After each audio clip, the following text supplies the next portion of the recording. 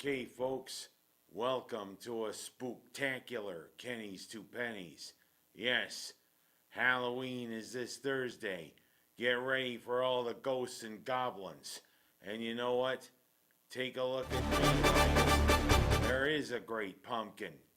Well, not in the sense that you might think, but of course, hey, I rose out of the pumpkin patch, and I mean you heard me rise.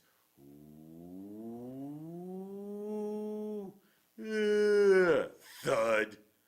Well, that's what happens when Linus sees what he thinks is a great pumpkin, and it turns out to be a beagle, or it turns out to be me.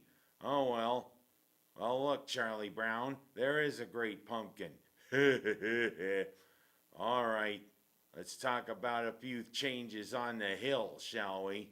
Yeah, Kyle McCord, showing that he is human, and showing that, hey, maybe there is a Salvation Army or a United Way around.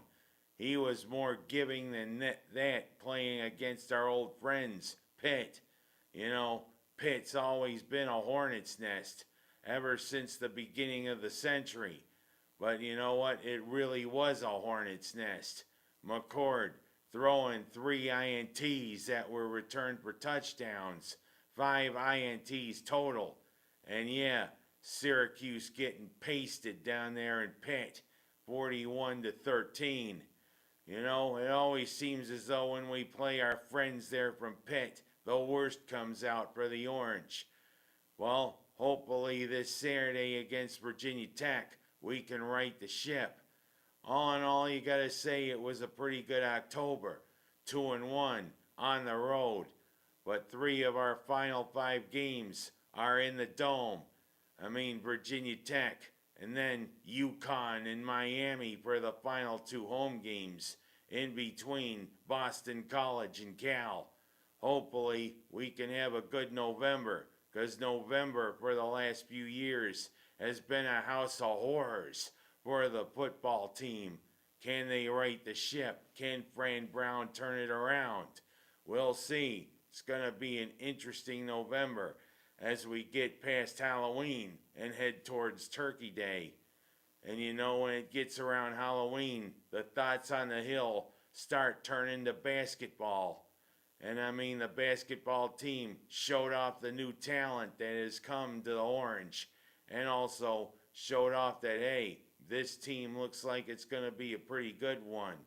A pretty solid 101-73 win against Clarion in the first exhibition game.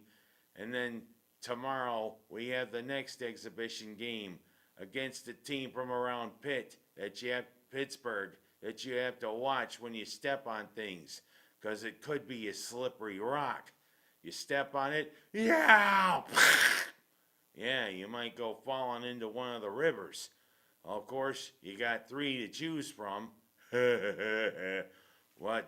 Yeah, slippery rock next of our exhibition. And then Monday, it all starts for real with Adrian Autry in the Orange when we go against the crosstown rivals. Lemoyne has jumped up to Division I in all sports. The only thing Lemoyne doesn't have is a football team. But who can compete for Lemoyne against the Orange in their own city? And you know what? You gotta watch out for those Catholics. Hey, wait a minute. I am one. Well, I can't really diss anything about it that. Lemoyne is a pretty good school. But hey, we all know who's gonna win the Battle of Syracuse, now don't we? As we start and get ready to go towards March with the NCAA tournament, let's hope it's a great year for the Syracuse basketball team. Adrian Autry's got them trending upward. Let's see, although they aren't showing any love bracketology for the Orange, you know what? We'll enter the conversation sooner or later.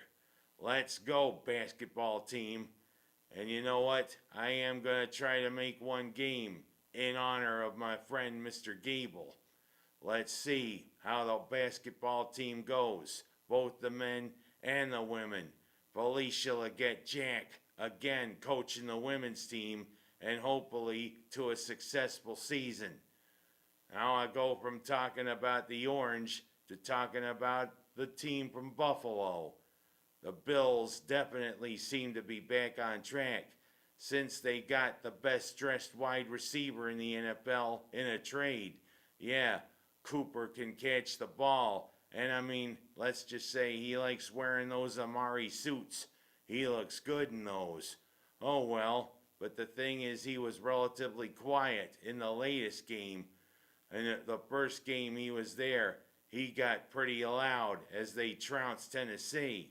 But then they go up to where one of the toughest places in the NFL to play, up there in the great Northwest. Seattle has one of the loudest stadiums in all of the NFL. But hey, Buffalo took care of those birdies and they silenced that crowd. Yeah, we silenced those Ospreys or those Seahawks or whatever you want to call those birdies. Of course, DK Metcalf wasn't playing, but still a pretty convincing 31-10 beatdown of the Seahawks.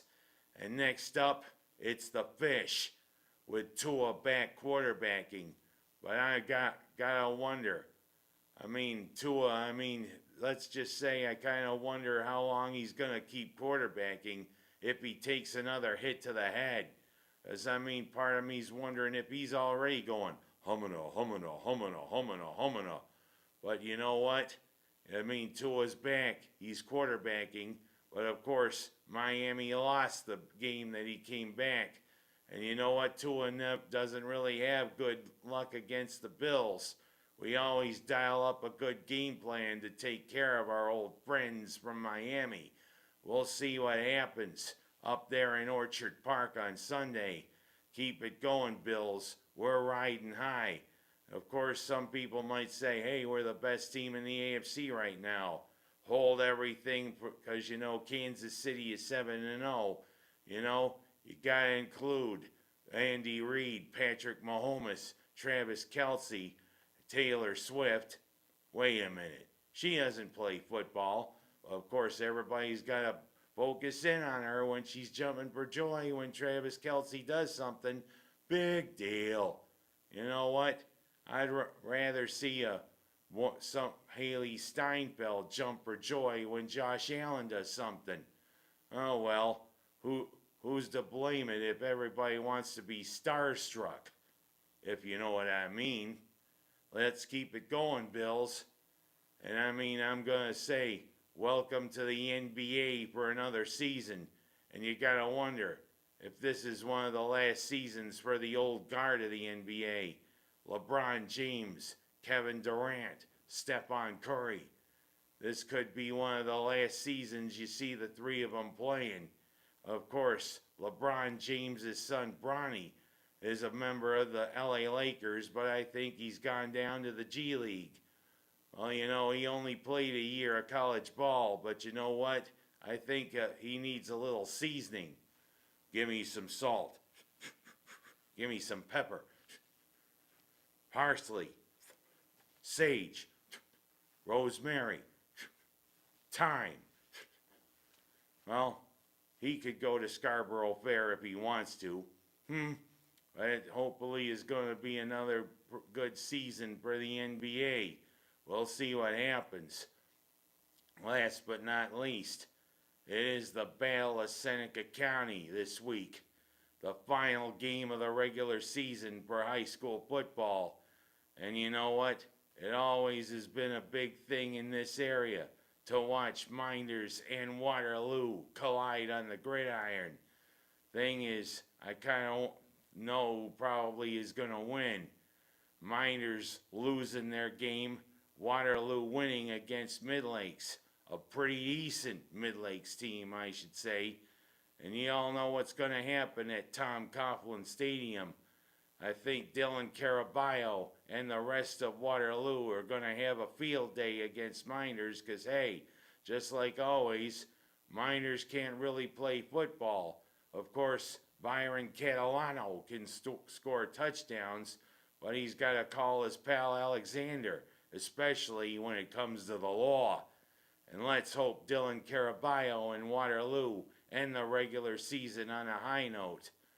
I think there will be a couple of more games because, hey, both Miners and Waterloo aren't in the Section 5 tournament because of their league affiliations. They're independents. But you know what? Be interesting to see who the last opponent or couple of opponents are. I mean, it's been a pretty good season for Waterloo football, pretty decent season. As for Miners, typical. But we'll see. Friday night at Tom Coughlin Stadium should be an interesting game. I'm a Miners grad, but I kind of know who's going to win. And I'm not saying. I'm Ken Haas, and that's my story for this week.